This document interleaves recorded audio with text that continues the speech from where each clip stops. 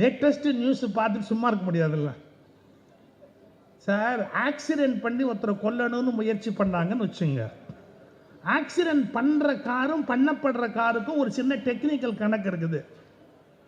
யார் வந்து மோதுறானோ அவன் கார் பெருசாக இருக்கணும், அடிபடுற காரு சின்னதாக இருக்கணும். பெரிய காரு சின்ன கார் மேலே மோதினாதான் டம்முன்னு ஏதாவது நடக்கும். ஆனால் மாருதி சுசுகி எவ்வளோ சின்ன கார் தெரியுங்களா? ஃபார்ச்சுனா எவ்வளோ பெரிய கார் தெரியுங்களா? எங்கேயாவது மாருதி சுசுகி மோதி ஃபார்ச்சுனால ஏதாவது நடக்குமா? இந்த வண்டி என்ன, அந்த வண்டி என்ன? நான் லாவும் படித்ததால சொல்கிறேன், இந்த கேஸ் நிற்காதுங்கப்பா.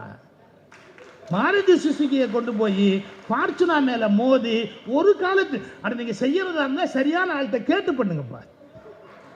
அதுலேயே சில பேர் இருப்பாங்களா, அவங்கள போய் கேளுங்க. நம்ம எவ்வளவு கூச்சம் இல்லாத ஒரு நிலைமைக்கு வந்துட்டோம் பாருங்க. நீ எல்லாம் ஒரு மனுஷன்.